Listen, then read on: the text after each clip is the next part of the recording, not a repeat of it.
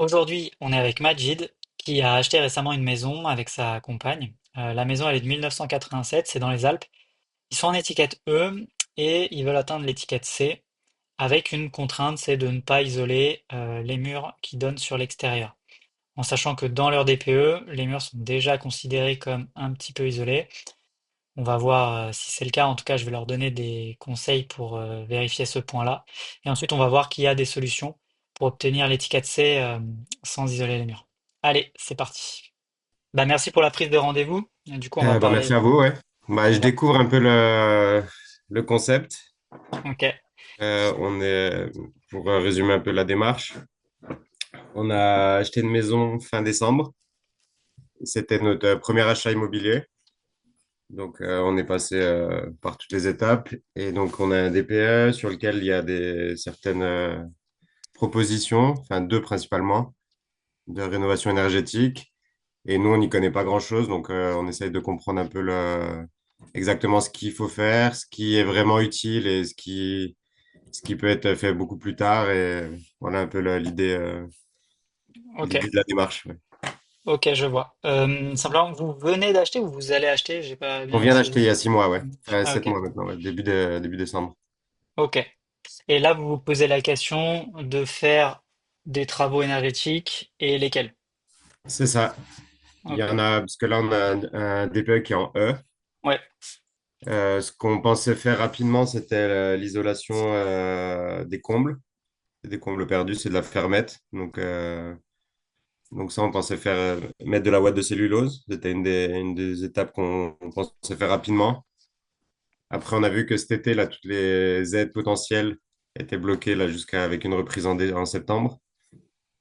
Donc, Oui, au niveau des aides financières, effectivement, pour l'instant, l'État a décidé de mettre en pause pour l'été ouais, ma prime rénovation d'ampleur, ce qui vous certainement pourrait vous intéresser. c'est Et, ça. et après, en septembre, ils vont repartir certainement avec une nouvelle version. Ouais, Mais même nous, en tant que diagnostiqueurs, on ne sait pas trop à quelle sauce on va être mangé.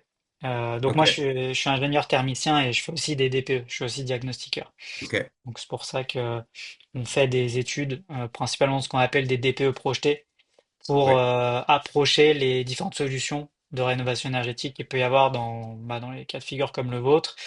Et ça peut être aussi de fiabiliser certains DPE au départ. Bon, vous avez acheté maintenant, c'est un peu tard, mais ce qu'on fait aussi, c'est qu'on audite un peu ce que font les confrères, qui a puisqu'il déjà été a, fait, ok, ouais, il arrive parfois que voilà, qu'il y ait des sujets sur les DPE.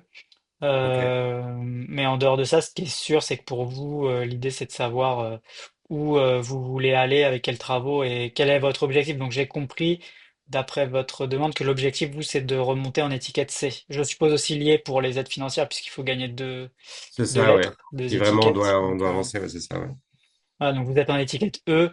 Et pour avoir la chance, entre guillemets, d'obtenir des aides, il faut en premier lieu, atteindre minimum deux étiquettes. Et la deuxième contrainte, je pense que vous l'avez en tête, mais la deuxième contrainte, c'est de faire deux gestes d'isolation.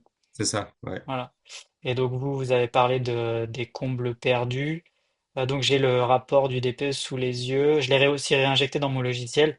Je vois Ok. que pour la toiture, elle correspond que pour 5% des déperditions de Ouais, c'est chaleur. ça. Il n'y avait pas une grosse déperdition sur cette zone-là. Ouais. Après, Donc on c'est vrai s'était que dit que c'est pas la priorité, ouais, dans ouais, l'idée. ça serait pas la priorité dans l'idée d'une rénovation performante.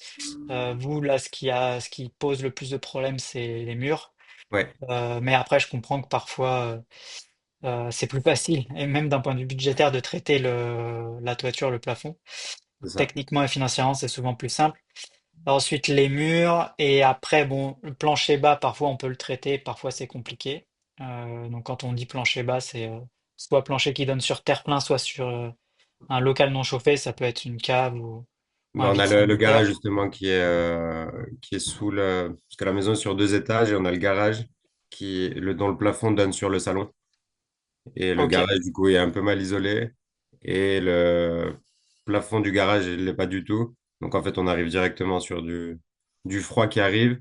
Et Hmm. on a le chauffage au sol, du coup, qui surperforme dans cette zone-là. Qui surchauffe. Ouais, ouais. Donc bon, ça c'est vrai que c'est peut-être un peu plus pertinent, mais parfois c'est compliqué à faire également. Là, Euh, normalement, dans le plafond du garage, ça devrait être facile. C'est accessible et il y a une grosse hauteur sous plafond. Donc, on pourrait facilement faire, faire de l'isolation puis mettre un faux plafond entre les deux. ouais, le diagnostic a indiqué qu'il y a 25 mètres carrés à peu près sur le garage et l'autre partie donne sur un vide sanitaire, donc C'est ça. ok. Donc oui, il y a une petite partie qui peut être faite. Donc le geste d'isolation, ça peut être celui-là également pour obtenir les aides. Après, c'est vrai que les déperditions, donc les principales pertes de chaleur, elles proviennent des murs parce que je suppose que les murs sont pas ou peu isolé, je vais regarder. Donc, c'est indiqué isolé par l'intérieur, mais avec une période d'isolation inconnue, qui est indiquée comme datant de la période de construction. C'est ça. Puis la maison, elle date Euh, de 87, ouais. ouais, voilà. Donc, normalement, en 87, il y avait déjà des premières normes sur l'isolation. Donc, c'est possible que vos murs soient réellement isolés. Cependant, ça demanderait à être vérifié puisque là, ce qui est indiqué quand même dans le calcul, c'est que les murs sont quand même isolés. Alors, Ouais. ça correspond, pour vous donner un ordre de grandeur, à autour de 4 centimètres d'isolant, mais, Ok. euh, mais c'est quand même indiqué comme isolé. Ok. Donc si ça ne l'est pas, en fait, c'est que le DPE, il est moins bon que... Enfin, il est meilleur que la réalité, pardon. Donc, Ok. euh, donc ça peut être un enjeu encore plus grand d'isoler les murs. Mais c'est pas les mêmes types de travaux, donc tout dépend aussi de ce que vous allez engager comme travaux, parce que je suppose que vous avez déjà emménagé et que du Oui. coup, c'est quand même compliqué de prévoir des travaux d'isolation intérieure qui demandent à revoir en général tout l'aménagement intérieur. C'est ça, ouais. Donc, ouais, enfin, c'était pas la priorité dans tous les cas, mais ouais, faut. Et vu qu'on sait pas exactement l'ampleur des travaux à entreprendre, à ce Mm. niveau-là, on sait pas trop se fixer aussi sur ce qui doit être fait, puis dans quel délai et autres. Donc, Ouais, ouais. Vous avez réfléchi à l'isolation par l'extérieur ou pas du tout? on y a réfléchi. Après, on entend un peu de tout sur ce sujet-là, Mm.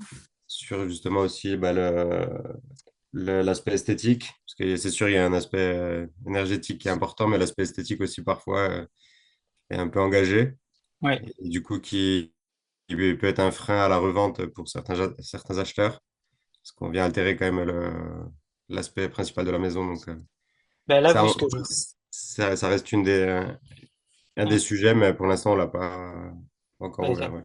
Parce que, bon, de ce que je vois de la photo du diagnostic et de ce que je retrouve sur Google Maps, c'est une façade qui est enduite, Ouais. voilà, peinte. Isolation par l'extérieur, vous retrouvez les mêmes niveaux de finition enduit. D'ailleurs, c'est ce qui coûte le moins cher, ce qu'on appelle l'ITE classiquement, donc l'isolation thermique extérieure sous enduit. Mais c'est vrai que la contrainte principale dans votre cas, c'est le fait de devoir déposer, reposer tous les volets, qui est une petite contrainte technique quand même, même si c'est pas non plus incompatible. Et il y a un sujet de balcon Ouais. qui peut poser un problème parce que je vois qu'il y a des poutres apparentes extérieures qui permettent de soutenir le balcon. Donc là, il peut y avoir un sujet esthétique, ouais, c'est sûr, sur cette partie-là. En tout cas, dans votre cas, j'ai l'impression que ça serait plus simple d'anticiper l'isolation par l'extérieur à la place de l'isolation par l'intérieur. Mais ce qu'on peut regarder déjà, c'est sans parler de ce poste-là, de regarder les autres sujets. Euh, Ouais. si, en fait, tout dépend de l'objectif principal, parce il y a des personnes qui veulent améliorer leur DPE avec une bonne étiquette. Mais l'étiquette, c'est pas une fin en soi, parce que vous pouvez être étiquette C, mais pas, mais avec des grandes déperditions. Si vous traitez pas l'enveloppe, mais que vous traitez les systèmes de chauffage, de chaude sanitaire, vous pouvez dans certains cas atteindre une étiquette C sans avoir trop isolé les Ouais. murs, par exemple. Ok, ouais. Et pourtant, le prérequis normalement, c'est d'abord d'isoler l'enveloppe pour mettre des systèmes plus petits et avoir moins de déperdition. Mais il y a quand même beaucoup de gens qui bah, comme vous, ont des contraintes qui leur sont propres. Et du coup, là, si l'isolation des murs n'est pas possible, dans ce cas-là, on peut aller regarder si l'étiquette C, c'est objectif, si on l'atteint autrement. Ok. Et donc, le autrement, vous avez mis le doigt dessus, c'est l'isolation du plafond, le plancher bas sur garage. Et après, nécessairement, à mon avis, agir sur le système de chauffage parce que les fenêtres, elles sont bonnes. Je vois pas de problème particulier sur les fenêtres. Elles sont performantes. Ouais, bah, peut-être celle du garage a changé. Ok, mais celles du garage sont pas inclus dans le DPE parce que le garage est considéré comme un local non chauffé. Ouais, Donc il est en dehors de la zone ok. de calcul. Et donc effectivement, après, en termes de chauffage, vous êtes en chaudière individuelle fuel. Oui. Donc ça, c'est sûr que ça va vous plafonner la performance. Le ballon électrique, c'est un ballon électrique classique. Ok. De 300 litres, donc un gros volume. En même temps, la maison a fait ouais, 125. Ok. Ouais, donc il y a des petites optimisations peut-être à faire là-dessus. Ouais. Vous aviez anticipé ou réfléchi au fait de changer le système de chauffage ou pas du tout? Pas dans l'immédiat, après, on n'est pas fermé à le faire. Donc, c'était. Ok. Parce que globalement, on peut regarder ce que ça donne en isolant plafond-plancher. Je vais vous Ouais, donner ce que sort le calcul, le moteur de calcul du DPE. ok. Et, et à mon sens, là, vu qu'on est en étiquette E, la chaudière au fioul va plafonner, à cause des émissions de gaz à effet de serre, Ouais, va plafonner votre DPE et il y a assez peu de chances qu'on atteigne même l'étiquette, bon, l'étiquette D peut-être, mais pas l'étiquette C. Il y a très peu de chances. ok. Et toute chose égale par ailleurs, c'est-à-dire je vais pas remettre le doigt sur le sujet des murs, est-ce qu'ils sont vraiment isolés ou pas, mais ça c'est un des sujets quand même dans le futur. Si jamais vous êtes amené à revendre, ça peut poser un souci si vraiment ils le sont pas. Euh, Mhm. c'est que le diagnostiqueur a pris une hypothèse qui est un peu trop favorable. Alors, ouais, les combles, c'est pareil. Le diagnostiqueur, il s'est pas trop embêté. Je sais pas ce qui est la réalité, mais il a dit qu'il y avait une isolation et qu'elle était de la date de la construction. Euh, donc ça, C'est c'est ça, ouais, il y a de la, je sais plus comment ça s'appelle, la fibre. la firme. Donc ça, c'est possible. Mais après, si vous isolez au standard de maintenant, avec un R égal à 7, ce qui correspond à 20, 25, 30 cm d'isolant en fonction de l'isolant que vous allez mettre, vous n'allez pas gagner beaucoup, mais on va regarder ce que ça donne parce que le plafond est déjà indiqué comme isolé. Mhm. Donc je vais lancer le calcul.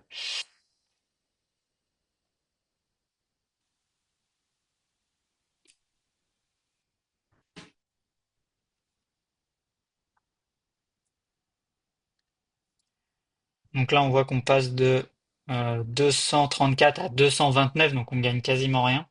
Ouais, C'est assez normal parce que les déperditions initiales sur ce poste-là étaient de 5%. 5%, ouais, c'est assez faible. Là maintenant, les déperditions, ça serait 2%, mais on descend jamais en dessous de 2%. C'est très rare. Il y a ok, ouais. toujours quelques déperditions puisqu'il y a quand même une surface qui donne sur des combles perdus. Donc là, pas possible de faire mieux. Par contre, en isolant le plancher haut du garage, par exemple, on peut regarder.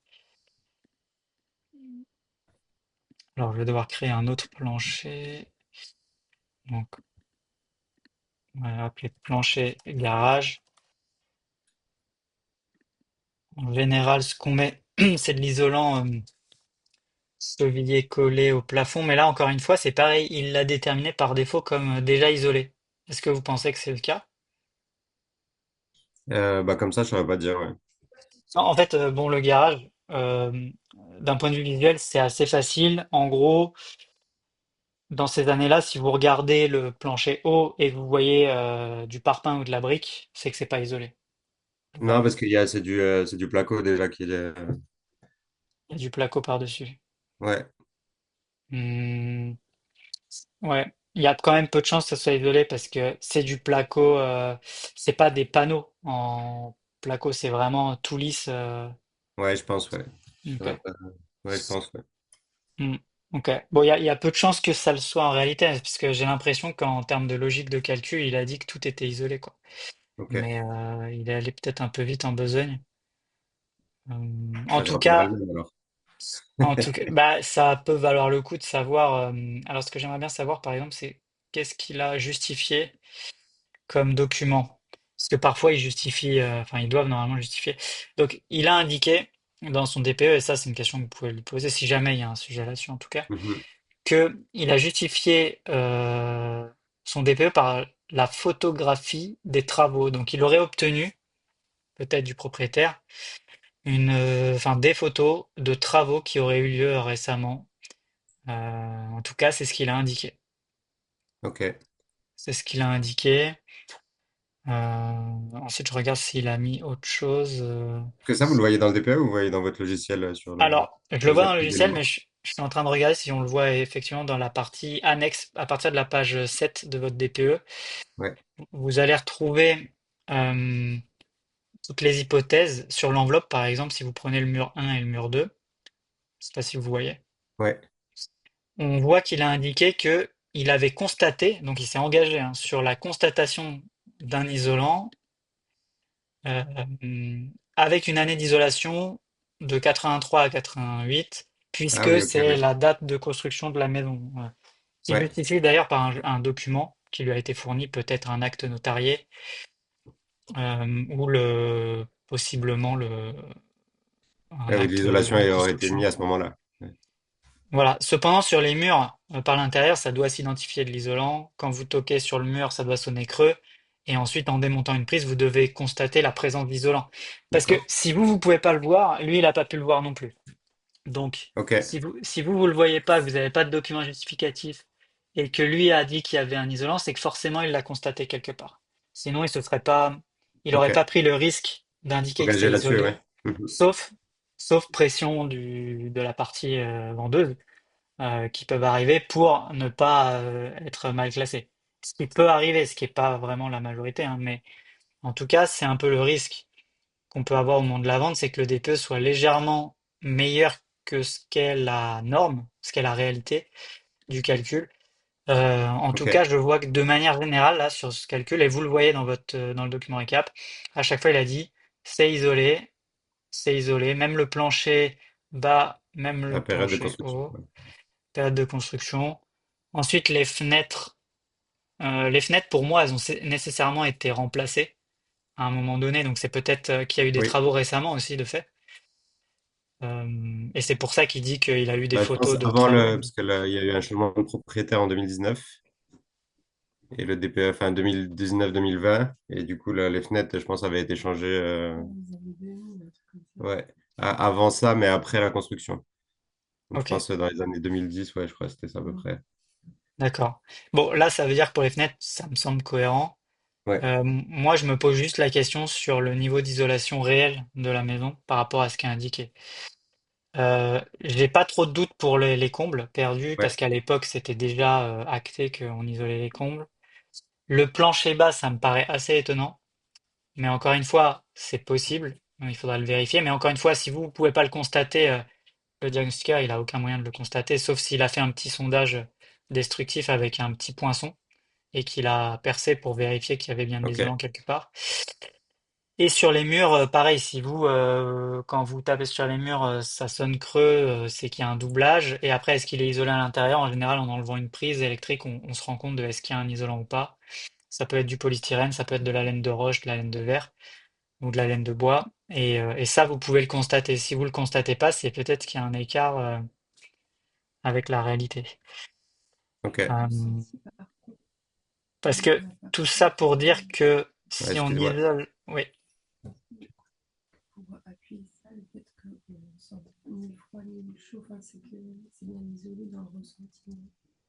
Ouais, bah oui, ça fait l'isolation du coup, parce que tu ressens pas chaud. D'accord.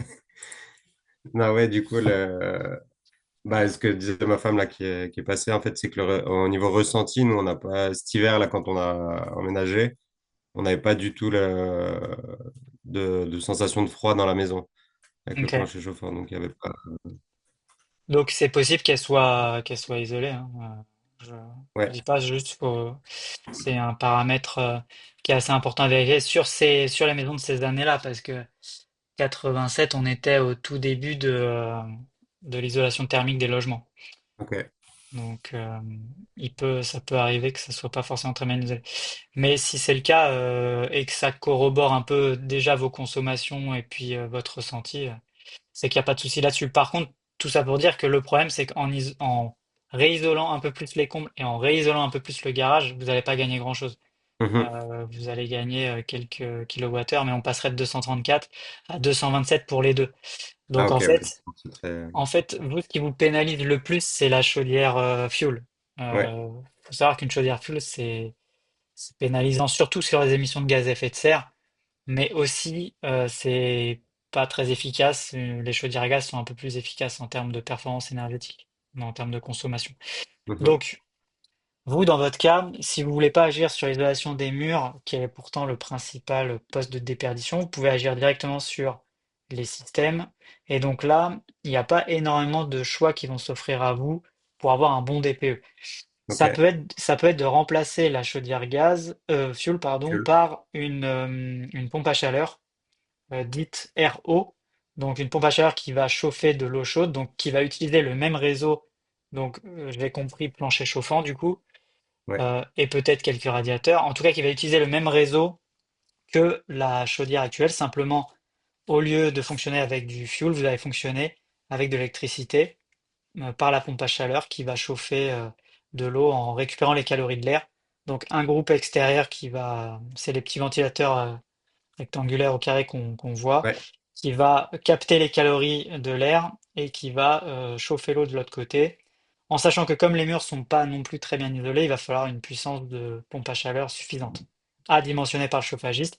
Mais à mon sens, c'est quand même réalisable pour la partie chauffage. Ensuite, donc ça c'est le premier poste, ou alors et ou vous pouvez aussi changer le ballon électrique à accumulation classique, qui est un ballon électrique avec une résistance classique à l'intérieur, par un ballon thermodynamique qui est un peu sur le même fonctionnement que la pompe à chaleur pour le chauffage, qui va chauffer de l'eau chaude avec un conduit qui va prendre de l'air à l'extérieur et qui va le rejeter également à l'extérieur. En général, c'est Ok. ça. Après, il y a plusieurs technologies de ballon thermodynamique. Mais globalement, ça va vous permettre aussi de consommer de l'électricité, mais beaucoup moins que en résistance électrique classique. C'est les deux postes D'accord. d'amélioration que je vois qui sont envisageables. Donc, si vous voulez ça, on peut le regarder un par un pour voir ce que ça a comme impact sur le DPE. Ouais. Sachant que je ne sais pas lequel vous voulez prioriser, mais en tout cas d'un point de vue purement efficacité, c'est le chauffage qui va compter le plus, Ouais, donc c'est la la pompe pompe à à chaleur chaleur. qui... Ouais. Ouais.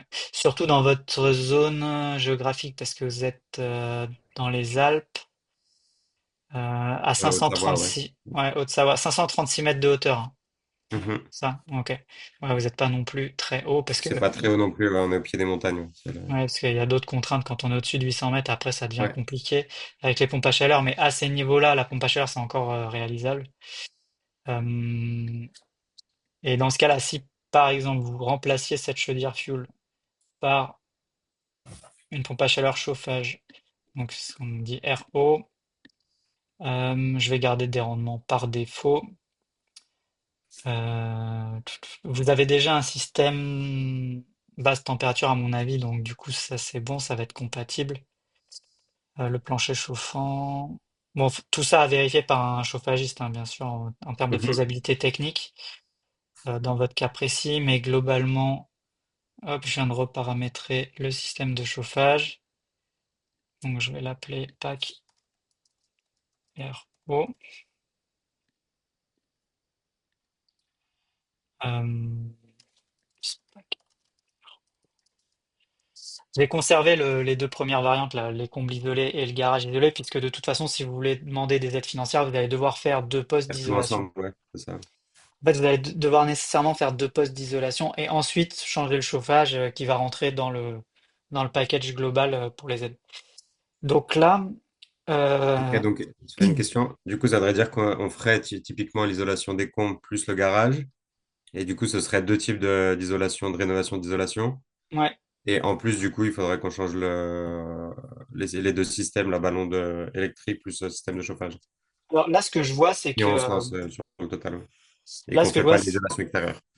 ouais, exactement. Là, pour C'est l'instant, ça. j'ai traité le sujet sans isolation des murs, puisque Ok, ouais. vous me dites que c'est pas ce qu'il y a de plus simple et c'est vrai que c'est ce qu'il y a de plus coûteux, hein. Ouais, aussi, Donc, ouais. Mm. pour l'instant, on regarde 100. Et donc, du coup, on serait à 180, donc qui est pile la limite entre l'étiquette D et l'étiquette C. Donc là, on peut pas faire plus pile poil. D'accord. Donc là, l'avantage, c'est qu'on n'a plus d'émissions de gaz à effet de serre, ou quasiment plus, parce que l'électricité en France, elle est très décarbonée. Donc vous êtes plus pénalisé par ça.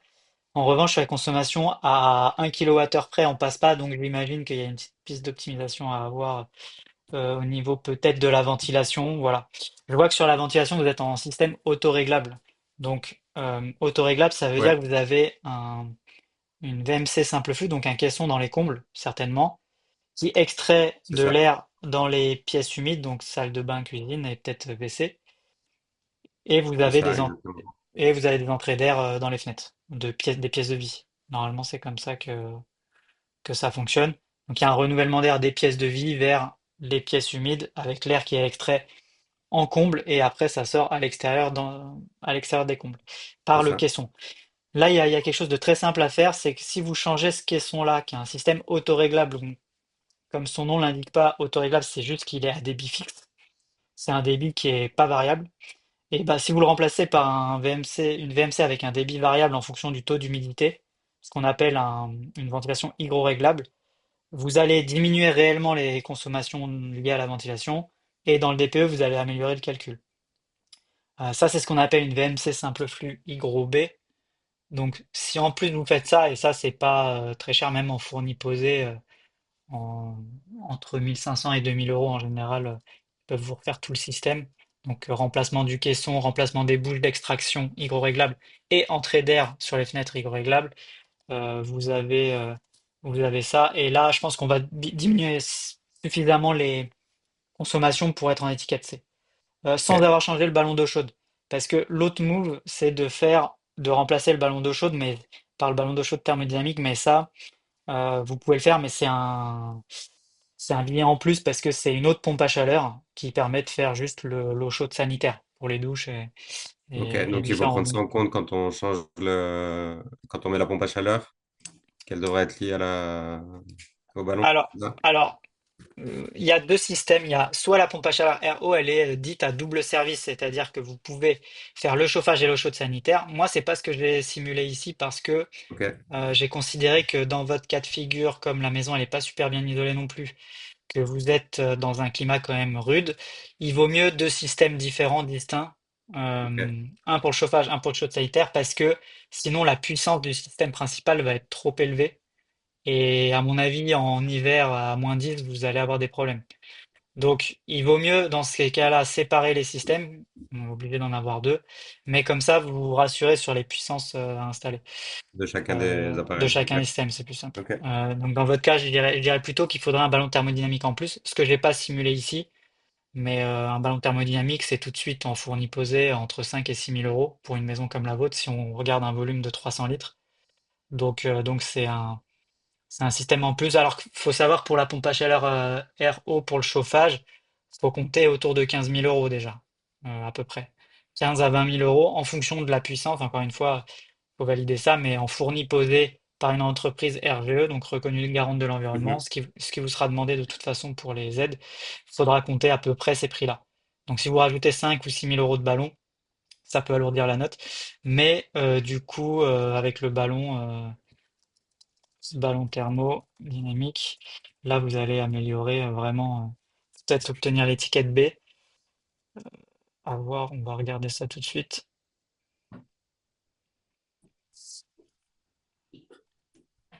Non, on serait pas en étiquette B, mais on serait à 129 kWh par mètre carré par an.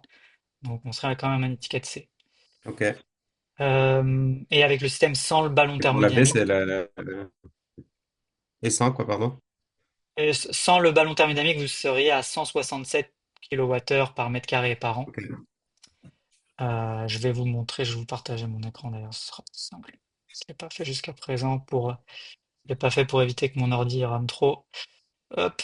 Et vous voyez mon écran là? Ouais. Donc là, je suis sur le logiciel et on voit que je suis sur le scénario avec les combles isolés, le garage, la pompe à chaleur RO et la ventilation hygroréglable type B que j'ai appelé comme ça. Vous êtes à 167, donc étiquette C. Ok. Et Vous plus n'avez pas ballon à besoin. 129, c'est ça? Et ballon, c'est cette variante-là, voilà, 129. Ok. Et en émissions de gaz à effet de serre, par contre, on gagne pas mal. Ouais, alors voilà. En fait, la base, vous êtes là. Vous Ouais, êtes à. Ce qui vous bloque, en fait, normalement, vous devriez être en étiquette D en conso, mais vu que vous êtes en E en émissions de gaz à effet de serre à cause de la chaudière fuel, on est pénalisé du coup. vous êtes pénalisé, c'est la plus mauvaise des deux qui compte. Et donc, du coup, le seul moyen, parce que isoler les combles et le garage, ça suffit pas, le seul moyen, c'est de changer le système de chauffage. Ici, Ok, pompage ouais. à RO. On voit qu'on est pile poil à 180 qui est le seuil entre le D et le C, donc voilà, c'est pour ça que je vous ai parlé de la ventilation hygroréglable qui est pas très coûteux et qui améliore quand même de manière réelle les consommations et aussi sur le DPE du coup Ouais, pour obtenir l'étiquette C. Donc tout ça, c'est sans avoir isolé les murs extérieurs. Si vous isoliez les murs extérieurs, effectivement, vous obtiendrez probablement l'étiquette B. Euh, Parce que vous auriez moins de déperdition. Parce qu'on voit que même avec ouais. le remplacement des systèmes de chauffage, ici en termes de déperdition, on a quand même 33% voilà, au niveau des murs. Euh, donc c'est Même après tout ça, ouais, du coup. ouais. Donc après c'est en pourcentage, donc c'est une Ouais, répartition ouais. entre tous les postes de l'enveloppe de la maison. Mais les murs sont vraiment le point faible entre guillemets de la maison si vous faites rien. Ceci dit, l'avantage de mettre une pompe à chaleur RO, de remplacer la ventilation hygroréglable, d'isoler les combles et le garage, c'est que c'est relativement simple à faire. Ça vous oblige pas à déménager. C'est Euh, ça. et ça vous oblige pas à réaménager, à revoir les espaces intérieurs. C'est un peu ça l'avantage. Par contre, c'est sûr que bah, une pompe à chaleur RO, ça va tout de suite chiffrer beaucoup. Donc c'est à prendre en compte dans votre budget et en fonction des aides que vous pourrez obtenir dans le futur. Ouais. Bah, de toute façon, toutes les aides qui sont liées au revenu, déjà, on n'aura rien. Parce qu'on est déjà dans je pense, la tranche rose, là, je crois qu'elle s'appelle comme ça, et où Ok, on donc dépasse en termes de les, revenus. re- les revenus supérieurs. Ouais. Ok, Donc, bah pour l'instant, c'est vrai que ces revenus-là sont pas ceux qui sont les plus aidés, même si avec avec ma prime rénovation d'ampleur, vous avez quand même des aides, mais je pense ici que ça va être de l'ordre de 10%. En termes de rénovation d'ampleur, ce qu'il va falloir regarder, donc il y avait ces deux gestes d'isolation, il y a aussi le fait de gagner deux étiquettes, donc ça, ok, on l'a tous en tête. Ensuite, il y a le fait que euh, si vous gagnez c'est deux là-dedans, ouais. étiquettes en revenu supérieur, vous allez avoir que 10% potentiellement des aides financières, enfin d'aides sur le Mhm. montant total des travaux, avec un plafond à 40 000 euros de toute façon. Donc là, par rapport aux travaux que vous avez prévus, je me souviens plus de la surface de toiture, mais Face du plancher haut, 78. ok. Donc 78 fois donc isolation en comble C'est perdu ça, 78, 41, ouais. classique, vous allez trouver à 50 ou 60 euros du mètre carré. Ensuite, on a l'isolation du plancher bas, donc ça c'est un peu plus cher, peut-être 100 euros du mètre carré fois 25 mètres carrés, plus 2000 euros de VMC réglable, plus 15 000 euros de pompe à chaleur. Vous allez peut-être autour de 25 000 euros, quelque chose comme ça. Je pense que j'ai rien Ouais. oublié. Hop. Et donc 25 000 euros, vous allez Le ballon? avoir. Non. Ah, j'ai pas compté le ballon, mais effectivement, si vous faites le ballon en plus, comme je vous ai dit, je pense qu'il faut compter 5 ou 6 000 euros. Donc vous allez être à 28. Si on arrondit à Ouais. 30 pour être large, ça veut dire que potentiellement vous allez avoir 3 000 euros d'aide. Ok. C'est pas négligeable, ouais, ça. 3 000 euros d'aide, sachant qu'attention, vous allez devoir prendre un mon accompagnateur Rénov', donc c'est un bureau d'études, qui lui va vous faire un audit énergétique et va vous accompagner, c'est obligatoire, dans tout le process de demande d'aide financière. Et ce bureau d'études, D'accord. il coûte en général entre 1 500 et 2 500 euros. Ok. Donc, ce qu'ils donnent, en fait, ils le reprennent. C'est sympa. Bah, en fait, pas forcément pour le reste, comme vous voyez, les pourcentages sont beaucoup plus élevés pour Ouais, ouais. les revenus très modestes, les revenus modestes et les revenus intermédiaires. Moi, je veux juste sensibiliser sur le fait que, attention, dans certains cas, le jeu en vaut pas forcément la chandelle.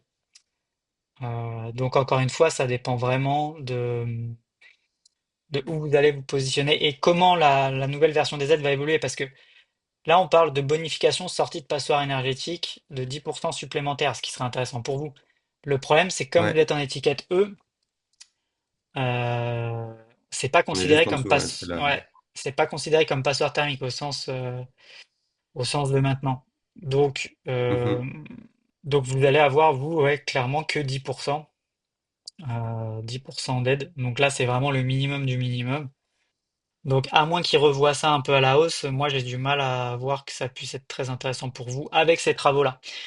Si vous aviez embarqué en plus l'isolation par l'extérieur, bah, proportionnellement, le pourcentage aurait fait qu'en valeur absolue, vous auriez eu beaucoup plus d'aide. Et là, vous auriez pu amortir les 1500, 2000 euros du bureau d'études. Ouais. Mais parce que l'isolation par l'extérieur, on est sur quelle ordre de grandeur en termes de tarifs? On est au moins à Euh, 30 000, non? ça dépend de la surface que vous avez, mais en isolation par extérieur sous l'enduit, donc qui est le système le plus classique, Ouais. euh, en polystyrène expansé avec de l'enduit par-dessus, on va être sur à peu près entre 200 et 250 euros du mètre carré en fonction des régions.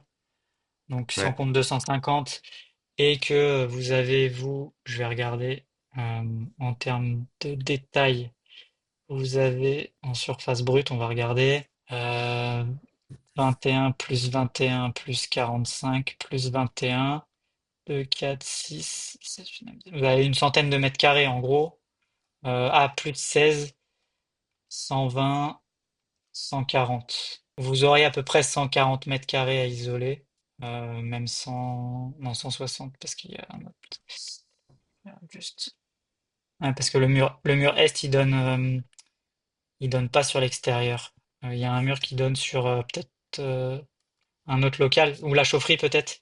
Ouais, bah en fait, la maison est semi-enterrée, donc il n'y a pas Ah, de sortie sur le niveau du rez-de-chaussée. Ouais. ok, c'est pour ça. Je dois avoir un mur est sur garage. Ah, un mur est enterré. C'est ça, Ah mur. oui. Ouais. Bah, mur sud et mur est, ouais, ils sont semi-enterrés. Ouais. Bon, disons que j'ai peut-être pas. Mais il doit y avoir 120 mètres carrés. Et ça ferait, oui, autour de 30 000 euros d'isolation par extérieur, je pense. Ouais, donc là, on est sur rénovation totale à 60, quoi. Ouais, et dans ces 60, vous, vous obtiendriez. Alors là, vu que vous allez obtenir l'étiquette B, il y a de fortes chances que voilà, vous gagnez 3 classes et que du coup, vous soyez plus à 10% d'aide, mais 15. Donc voilà, 15 sur 60 000, plafonné à 55. Donc en fait, 15 sur 55, vous serez à 8 000 euros d'aide, quelque chose comme ça. Ok. Et là, ça peut être rentable, entre guillemets, de se dire, OK, même si le bureau d'études, il m'en coûte 2 000 et que l'État va pas me rembourser parce que l'État rembourse une partie de ce bureau d'études uniquement pour les revenus très modestes et modestes. Là, le Mhm. raisonnement peut se tenir. Après, Parce que après, là, en même gros, pour, ouais, ga- euh, hmm. j'allais dire, même pour gagner 1000 ou 2000 euros, vous pouvez quand même Sur 60, passer. du coup, ouais, je paye.